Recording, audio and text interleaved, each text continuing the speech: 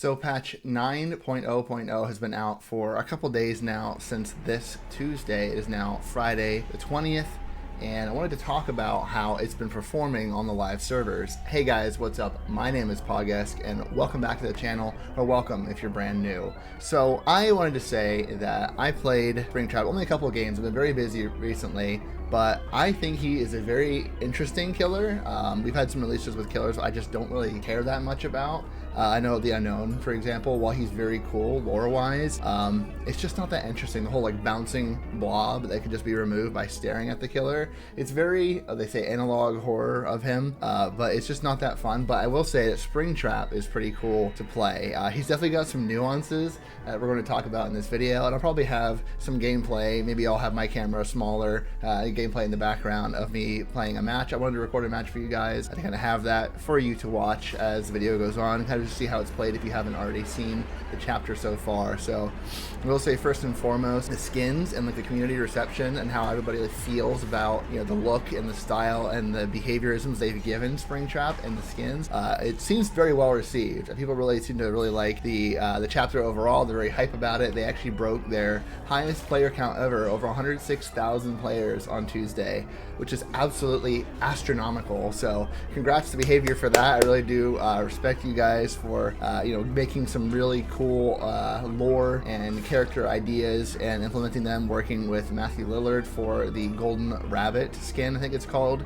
It's apparently from the Five Nights at Freddy's movie. I didn't ever watch it, but I guess he is playing as William Afton, so don't quote me on any of this stuff. I'm saying what I've heard, and it's pretty cool to see him in there. And been jokes about the white man jump scare where Springtrap has a mechanic where he will yell in the survivor's face after he grabs the axe out of their back and throws them on his shoulder. Or I think he holds them up like this. It's not your typical carry. It's like the alien carry where they hold them up in the air. It's a different style, and the wiggles are slower, so it's harder to tell how many wiggles you have left. That's my only gripe about that animation. But anyway, getting off topic, very well received. It seems like the community overall really likes the update, and the issues they've had with this patch are some outlying circumstances and stuff that could have been fixed in the PTB. And again, we'll talk about that. So very well done for the chapter overall. I do think they had nerfed some of his add-ons that were a bit more fun. I think it was the Let's Eat poster, which makes you, anybody who is within 32 meters of a lodged axe into a survivor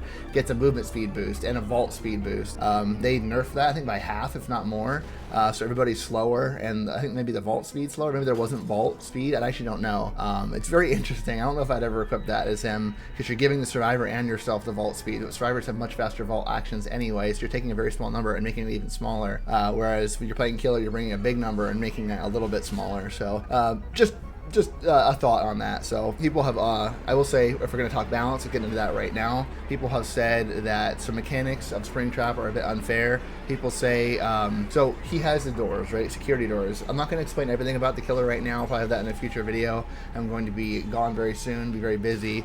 So I just wanted to do a video for you guys before you see me kind of just go dark for a while. So one of his big things, right? One of his mechanics is the security door. I think he has 7 on any given map at a time, and he can teleport between them. It's a lot like alien tunnels, or it's more or less like the TVs for Onryo. It's basically points on the map where you can teleport to, but he has to walk up to one and teleport to the other. So I think it's like Onryo and Alien combined in that way. Alien has to walk there in the tunnels underneath the ground, but Onryo can just blink and everyone instantly. They don't have to go into one door and out the other.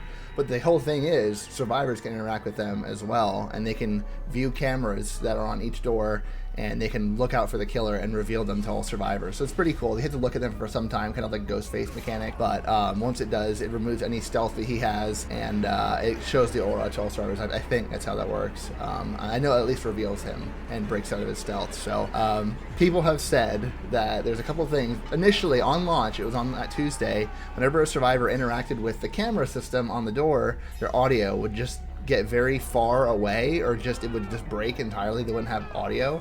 If people would be working on gens, and it should be really loud right in front of you, the audio should be very focused around the survivor model. Apparently the audio was in the distance, and it was very often like you were working on a gen a mile away. Very strange. So they had to end up fixing that as quickly as possible and get that working for the survivors. It was basically a big nerf. You interacted with the camera, which is a counter system to Springtrap. You were punished for it. Another thing survivors and the killer Springtrap can do is teleport from one end, like I said about him being able to do it. Survivors can do it as well, but their time takes much longer because they're scared, right? They're not very familiar with this office, right? These back rooms, we'll just say for this example, and they take longer to do so. I think maybe 6 to 8 seconds, something like that, because when they walk in, they look around, they don't know what's going on. It's very dark inside the office. It's like a cutscene basically. And if at any point Springtrap gets into the teleporting area as well, he walks to the office, but he knows what he's doing, so he's very quick. He can catch that survivor, and they're instantly thrown. Or caught, I should say. I keep saying over the shoulder, but he holds them up, so he'll catch them, do a jump scare animation for the both of them, and he can go hook them. So it's pretty cool, right? So survivors can risk getting instantly hooked by walking through the portals, basically these office doors, and they can go between sides of the map. And it's pretty cool that way. So, but they have to worry about managing a power system, much like actual Five Nights at Freddy's. But Springtrap doesn't care, and that's very much accurate to FNAF as well. So I think that little tidbit is pretty cool. Some cool attention to detail. But yes, while playing him, I've noticed a few quirks with how he works, and I want to mention them to you, especially if you're learning him for the first time and you're on the fence about buying this DLC. So Springtrap, right? He has an axe as his weapon. He's like a one hatchet huntress. But here's the catch: the axe does not go far at all. Actually, there's an add-on to make it fall faster. So it's a weighted axe, right? It doesn't like just hit a survivor and break like typical huntress hatchets does. His will actually lodge into the survivor, and they have to either remove it, or he comes up and grabs it off their back and basically gets to grab them for free. Kind of like think of like Wesker, right, where he tackles somebody and he picks them up on his shoulder after he bashes them off a wall. So that's kind of how that works. But he can also just recall the axe like Victor would for the twins. So it's pretty neat in that way that you have many different ways that the axe is separate from the huntress hatchet. But I will say the quirk that I had that most notably was when you throw the axe, successful or not, I think more importantly not, it caught me off guard, you are not able to do any actions other than just walk for I think 2 or 3 seconds. So I'd have to double check. Maybe the Wikipedia by the time of making this video is up to date and I can actually pull a number for you and put it on screen. But very crazy. So like if you throw an axe, whether you're successful or not, you could walk behind a survivor and not interact with them at all. And they could get over a vault, they could drop a pallet, they could do what have you, and you can't either, basic attack, you can't even, do anything. You can't perform any other action other than walk. So I kind of hope they would pull that number back a little bit, because I get why they wouldn't want you to just double tap a survivor, which is what makes him a little bit weaker than Huntress. But Huntress doesn't have mobility. Huntress doesn't have actual undetectable. So I do want to mention. Sorry, I take a step back. With the portals or the security doors, when he exits the other side of the door, he gets 30 seconds of undetectable. But if he gets revealed by a camera, it's instantly removed. So he gets that as well, and that's every time he goes through a door, and there's no cooldown on doors for him. Very interesting. So he doesn't have a lullaby, he doesn't have, having to go to a locker to get more hatchets. He just he presses the secondary action, which is normally control if you're on computer, left control, and he just picks it up. It just says reclaim. He just kind of summons it back into his hand. It's cool. It's like a boomerang axe. Think of like God of War. You don't have to worry about the axe actually coming back to you. So interesting in that way. But yeah, now that you have that interaction slowdown, right? Again, like 2 to 3 seconds of you just not being able to do anything, and the axe being very heavy. And I will say the axe is much more narrow in the hitbox, despite it being much larger than a Huntress hatchet, and it very easily sticks into the environment. And then that makes me to my next point. So when you stick an axe into the environment, there's a little particle effect field, we'll say. It just looks kind of like a smoke, and you can hear it like crackling.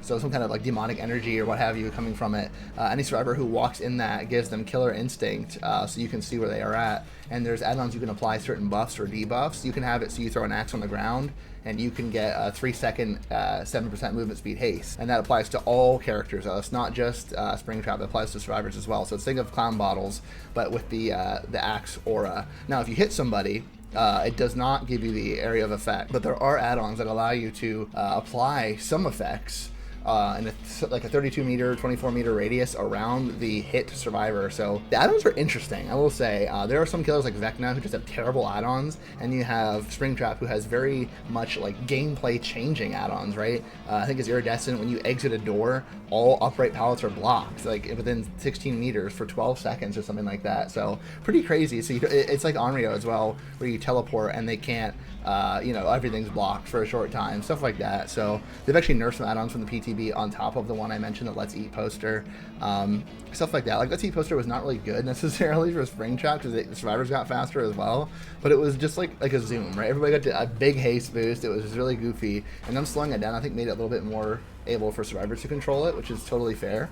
But I think, you know, as far as for fun aspects of the game, that was really cool to see. But you know, with all this cool stuff, right, with the community reception and the gameplay being cool and interesting, and honestly, he's not overpowered, but he's still a fun killer to play, especially with, you know, his laughing, his jump scares, his voice lines, and everything. It's just, it's cool. He's a cool character, and I think it's something you could really get behind. But unfortunately, with the good comes the bad side of this 9.0.0 patch, and one of the things was the Go Next prevention feature that they really wanted to make live this patch. They probably shouldn't have done that with such a big chapter, but they did it anyway. And here's the problem. So the Go Next prevention, to TLDR it for you, is basically that if somebody tries to get themselves off a hook or die faster as a survivor, there's a system behind the scenes running to detect you trying to leave the match faster without using the abandoned system or something like that, and you will get punishment. You will get punished for it. So it's going to give you a DC penalty. So if whether you disconnected or not, it's going to apply as one disconnect penalty token. So if those tokens stack up on your account, your penalty will be longer, right? So it's like 5, 10, 20, you know, 40 minutes, an hour, or what have you. I'm not quite sure of that, but it's going to give you a penalty, and you're going to lose one whole grade. And grade is not rank anymore. It's just the higher the grade, the more games you played, and the more blood points you'll get every 13th of the month. So, like, you know, we've already passed the 13th now. It would be July 13th is the next blood point bonus you'll get from being a certain grade. You'll lose one grade and get a DC penalty. Here's the problem. If somebody got tunneled out, they would get a Go Next prevention penalty, right? So they get all the things that come with that. Again, the rank loss, the whole rank loss, whole grade, I should say, and they got the DC penalty token. And I say tokens because they changed how DC penalties work. It used to be, you know, you would get a point every so many matches per day, and that would degrade 1 point per day. But now it's, you know, however many points in the last 20 rotating games, right? So if you play DBD all day, every day, you're going to wipe out that DC penalty pretty quickly if you know, don't actually rage quit or what have you. It's not going to be a problem. You're going to push that penalty faster away from you. But most traditionally, what they used to do with like other games is it goes away by time, right? Your behavior will change over time. You understand if you just rage queue and play games over and over and over, you're probably not going to have a better mentality, especially because you kind of get stuck in your head a little bit, and time is typically what helps you calm down and become a better person. So interesting change that they kind of went back on it. Typically you start with like something like that, like the rotating game system, and then you go to time, but they started the other way. So let me know your thoughts on that, by the way. What do you think about the DC penalty points going away by match and not by time? I'm kind of torn. I think there's a good thing in both, because sometimes people like me, I only play 2 or 3 matches, maybe on my own, and then I stream, I'll probably play maybe 15, maybe. That's killer and survivor, Q given, really. So it'd be interesting to hear you guys' thoughts on that. But yeah, so people were getting punished for getting tunneled, and people are getting punished for, you know, maybe being slugged or, you know, being bullied by the killer. It was just very inaccurate. People had warned them ahead of time this was a bad idea, especially with such a big launch. It needs more time. It needed to be in the PTB. There needed to be like a manual way you can trigger this, or that you can see the reason why it happens. And there's a prompt on screen that says, you know, you tried to lead the match too quickly for X reason, you're trying to get yourself killed, because people can run at the killer and get themselves killed. But they didn't really think of getting tunneled, apparently, even though they added anti-tunnel stuff into the game. It's just crazy to me, right? Because, you know, DBD's a lot like hockey, if you understand my drift. So yeah, that was a big flop, and they had to kill switch the system, and I think even as of now, it is still disabled. I think they should leave it out at least until July. I think they need time for the Five Nights at Freddy's people to enjoy DBD without punishment. Let them die a lot, because they're going to figure out the game. People are legitimately afraid. It's funny to watch people stream DBD and see FNAF viewers being like, oh my gosh, this killer, he looks so scary, he's so loud, like, oh my god. These people are actually scared of DBD, which is so cool. Don't get me wrong, I really love it. It brought a lot of people to the game. I think the average player count is like in the 80s, 80,000 now, instead of 40 what it used to be. So it's still at least double the regular player count, and that makes me happy. I'm happy for behavior in that way. But come on, guys, Go Next system, maybe that can go next. But yeah, I mean, there were some other changes, like some killer nerfs that I didn't really see were very necessary. They went back on a lot of killer haste perks. I think only one survivor haste perk went got nerfed back to what it used to be because they thought about changing how haste behave, not stacking and everything like that. But and they just some other interesting changes they did. I will say Vecna, they kind of pushed his power around. I'm not really too sure why they did that. I haven't heard much about Vecna though, because obviously Springtrap is massive right now. He's going to be the only killer you see probably for the next week or so. But yeah, so I just kind of want to make this video and talk about how this patch is being received. What do you guys think? Let me know down in the description, or let me know what you guys think down in the comment section below, not the description. And of course, leave a like if you enjoyed the video, and subscribe if you want to see more from me. So I think, yeah, they're doing a good job so far with Springtrap. I'm not going to give him any more credit than that. I think he's doing good. I hope he only ever gets like quality of life improvements, and maybe they shift around some of those add-ons to kind of make more of the tame, boring ones that aren't aimed at making players learn the killer better. Hope they make them a little bit stronger, and they make the most common and questionably OP ones weaker. And I don't know, I think killers should have more variety, and I like his add-ons, so I hope they keep going with that. And with that, guys, I will leave you with it. I don't even know what I'm saying anymore. I just got to get out of here. Thank you guys so much for watching, and I'll see you in the next one.